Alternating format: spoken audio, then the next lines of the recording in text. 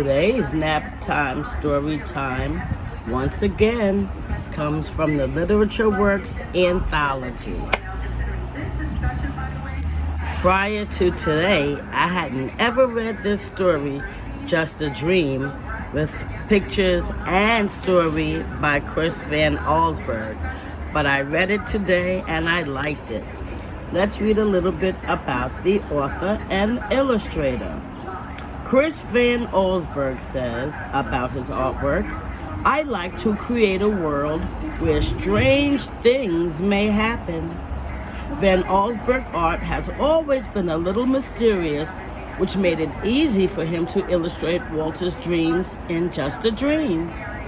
People often ask Chris Van Allsburg where he gets his ideas. As a joke, he says he steals them from the neighborhood kids, or they are beamed to him from outer space. This is just his way of saying that he doesn't know where his ideas come from. His first ideas for a story are like clues that will lead him to a discovery. The finished book.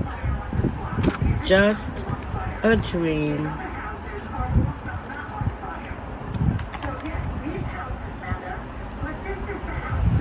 As usual, Walter stopped at the bakery on his way home from school. He bought one large jelly-filled donut. He took the pastry from its bag, eating quickly as he walked along. He licked the red jelly from his fingers. Then he crumpled up the empty bag and threw it at a fire hydrant. At home, Walter saw Rose, the little girl next door, watering a tree that had just been planted. "It's my birthday present," she said proudly.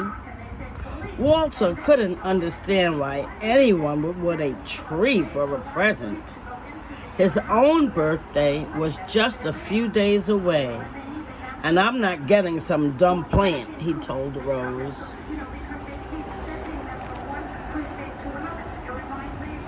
After dinner, Walter took out the trash. 3 cans stood next to the garbage. One was for bottles, one for cans, and one for everything else. As usual, Walter dumped everything into one can. He was too busy to sort through garbage, especially when there was something good on television. The show that Walter was so eager to watch was about a boy who lived in the future. The boy flew around in a tiny airplane that he parked on the roof of his house. He had a robot and a small machine that could make any kind of food with the push of a button. Walter went to bed wishing he lived in the future. He couldn't wait to have his own tiny plane, a robot to take out the trash, and a machine that could make jelly donuts by the thousands. When he fell asleep, his wish came true. That night, Walter's bed traveled to the future. Walter woke up in the middle of a huge dump. A bulldozer was pushing a big, heaping trash bulge toward him. "Stop!" he yelled. The man driving the bulldozer put his machine in neutral. Oh, sorry," he said. "Didn't see you." Walter looked at the distant mountains of trash and saw half-buried houses. "Do people live here?" he asked. "Not anymore," answered the man. A few feet from the bed was a rusty old street sign that read, "Floral Avenue." "Oh no," gasped Walter. He lived on Floral Avenue. The driver revved up his bulldozer. Well, he shouted, back to work. Walter pulled the covers over his head. This can't be the future, he thought. I'm sure it's just a dream. He went back to sleep, but not for long.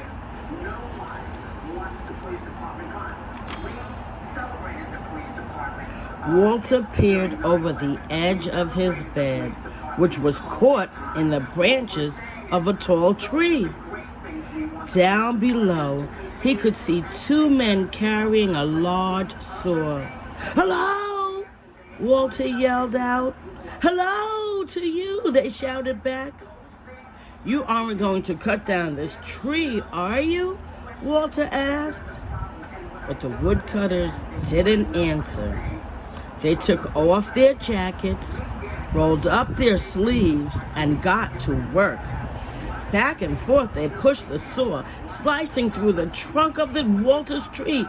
"You must need this tree for something important," Walter called down. "Oh, yes, very important."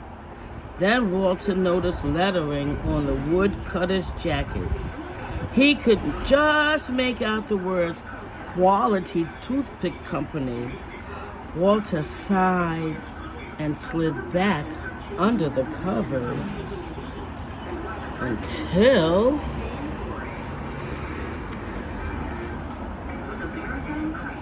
Walter couldn't stop coughing. His bed was balanced on the rim of a giant smokestack. The air was filled with smoke that burned his throat and made his eyes itch. All around him, dozens of smokestacks belched thick clouds of hot, foul smoke. A workman climbed one of the stacks. "What is this place?" Walter called out. "This is Maximum Strength Medicine Factory," the man answered.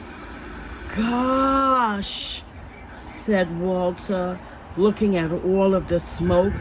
"What kind of medicine do they make here?" "Wonderful medicine," the workman replied, "for burning throats and itching eyes." Walter started coughing again. "I can get you some," the man offered. "No, thanks," said Walter. He buried his head in his pillow, and when his coughing stopped, fell asleep. But then snowflakes fell on Walter. He was high in the mountains. A group of people wearing snowshoes and long fur coats hiked past his bed. "Where are you going?" Walter asked. "To the hotel," one of them replied. Walter turned around and saw an enormous building. A sign on it read, "Hotel Everest." "Is that a hotel?" asked Walter. "On top of Mount Everest?" "Yes," said one of the hikers. "Isn't it beautiful?" "Well," Walter began, but the group didn't wait for his answer. They waved goodbye and marched away. Walter stared at the flashing yellow sign, then crawled back beneath his sheets. But there was more to see. Walter's hand was wet and cold. When he opened his eyes, he found himself floating on the open sea, drifting toward a fishing boat. The men on the boat were laughing and dancing. "Ship ahoy!" Walter shouted. The fisherman waved to him. "What's the celebration for?" he asked. "We just caught a fish," one of them yelled back. "Our second one this week." They held up their small fish for Walter to see. "Aren't you supposed to throw the little ones back?" Walter asked. But the fishermen didn't hear him. They were busy singing and dancing. Walter turned away. Soon, the rocking of the bed put him to sleep, but only for a moment. A loud shrieking horn nearly lifted Walter off his mattress. He jumped up. There were cars and trucks all around him, horns honking loudly, creeping along inch by inch. Every driver had a car phone in one hand and a big cup of coffee in the other. When the traffic stopped completely, the honking grew even louder. Walter could not get back to sleep.